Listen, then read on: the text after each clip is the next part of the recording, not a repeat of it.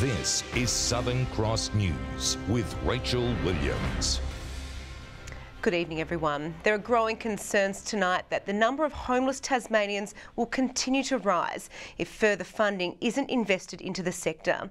While the Treasurer has set aside significant funds in the state's budget to aid our housing affordability crisis, advocates say the government hasn't gone far enough. This bushland is fast becoming home to many Tasmanians. This week's budget revealing the government had committed $125 million to build 1,500 new affordable homes across the state, as well as to help with rents, home ownership and crisis accommodation. Compared to large spends on infrastructure, health and education, housing and homelessness staff say they have been left bitterly disappointed, saying the funding was nowhere near enough to make real change. We prevent people from dying, from accessing the hospital emergency services. We prevent people from prison. Think of us that way and you realise that $1 invested is probably $10 saved. We have a clear understanding of the needs of Tasmanians, and this is why the budget also focuses on cost of living for Tasmanians. Bethlehem House is full. People are sleeping out in the showgrounds. They're sleeping in tents on the domain. They're staying in cars. Our service is stretched to the limit. For the residents at Bethlehem House, they just need somewhere safe to sleep. Like many, it was a range of circumstances that led Mark to seek help, the service changing his life. The stress of other people, being let down. Having a wife died a couple of years ago, and I had to come here and sort myself out. You don't have to look far to see just why any additional funding is so desperately needed. Just minutes away from the centre of Hobart, the Queen's Domain doubling as a makeshift campground. Tents scattered across this site, the ongoing housing crisis still forcing many Tasmanians into homelessness. I've seen quite a bit, and none of it's good if the government doesn't step in and support it. The weather only getting colder, making life even harder for those without a place to call home. Michelle Wisby, Southern Cross News. A 25-year-old Chinese man has been arrested in Hobart and will soon be extradited to New South Wales after being charged with importing a commercial quantity of a border-controlled drug precursor. The Australian Border Force found more than 100 kilograms of ephedrine, a substance used to manufacture ice, in cow milking machines in Sydney last July. Following a 12-month investigation, the 25-year-old was arrested. 2 other Chinese nationals from Sydney have also been charged. A man has been treated for hypothermia after his car ploughed off the road and into a nearby dam last night. Witnesses say around 9:30 the car ran off Boyer Road at Dromedary and into the water, becoming completely submerged. A police dive squad was called to the scene to recover the car, finding there was no one inside. The man was located nearby a short time later and is now assisting police. The search has begun to find the next Von Trapp family.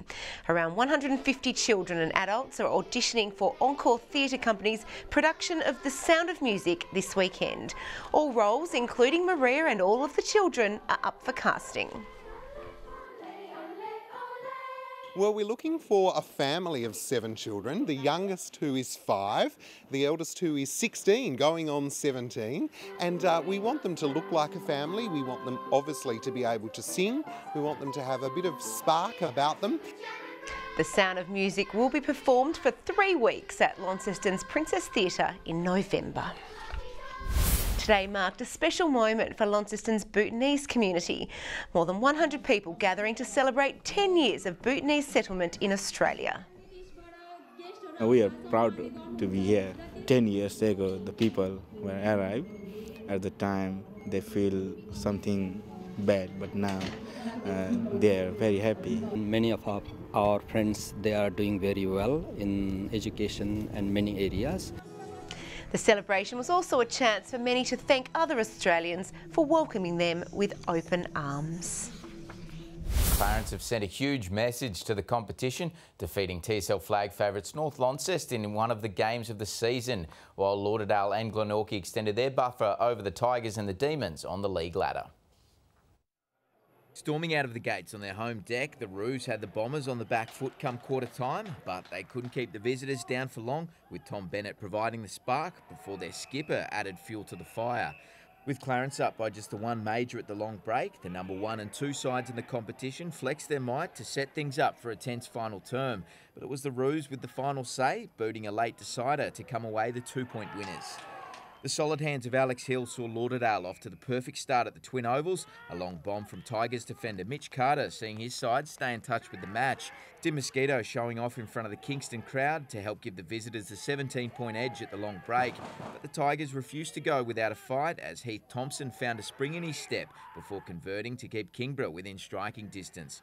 Ryan Matthews' day was cut short, with things not looking good for the gun midfielder, as Hill continued to run rampant inside the forward 50, booting 2 more to ensure the visitors' 3rd win in a row by 24 points.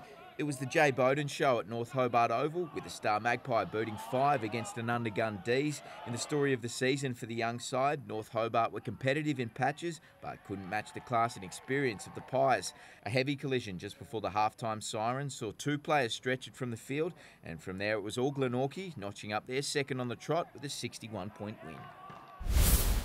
And it was a night to forget for Hobart basketball fans at the deck, with both the men's and women's Chargers sides outclassed by Melbourne.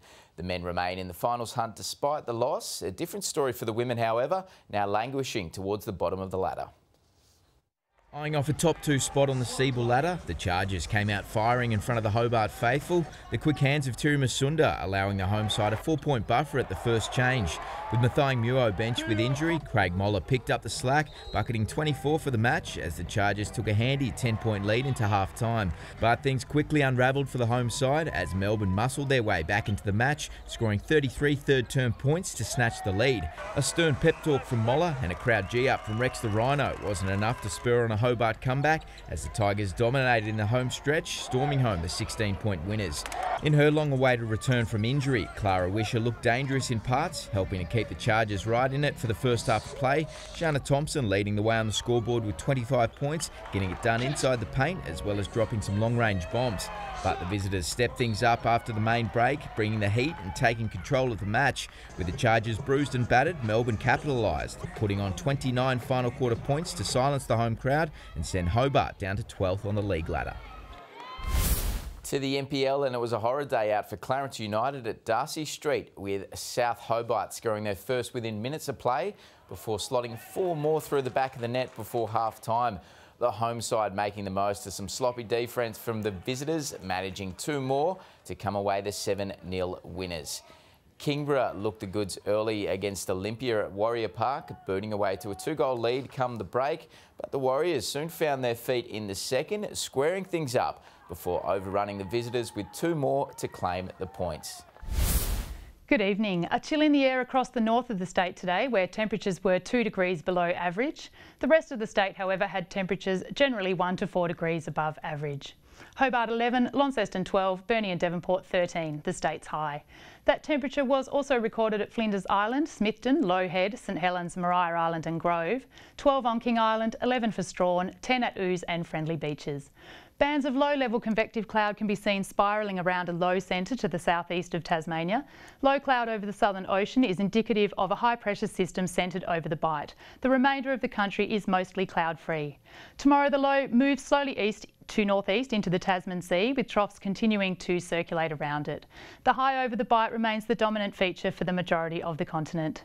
West to northwesterly winds 20 to 30 knots, reaching 30 to 40 knots offshore about the north during the morning. Seas up to 4 metres. A gale warning is current for western coastal waters. A strong wind warning is current for all remaining coastal waters, including southeast inshore waters, and a flood watch is current for southern river basins. Tomorrow, Hobart, 12 degrees with showers, 11 at Richmond, 10 at Ouse with showers. Launceston 13, a possible shower, Devonport 13, mostly sunny, and Deloraine 11, partly cloudy. Burnie 13 degrees, Strawn 12, a shower or 2, Curry 13 with showers easing. St Helens 12 with showers, Swansea 12 showers, and Whitemark 13 with a shower or 2. Monday, showers about the south and east, fine otherwise. Tuesday, fine apart from coastal showers about the east and north. And Wednesday, fine apart from showers about the central north coast. To the mainland now, a sunny day in Perth, 23. Mostly sunny conditions for Sydney, Brisbane, Darwin and Broome. And currently in Hobart, it's 8 with showers. Launceston 8 and partly cloudy. And Devonport 9, mostly cloudy. And that's the weather, Rachel. That's all your news for now. Good night.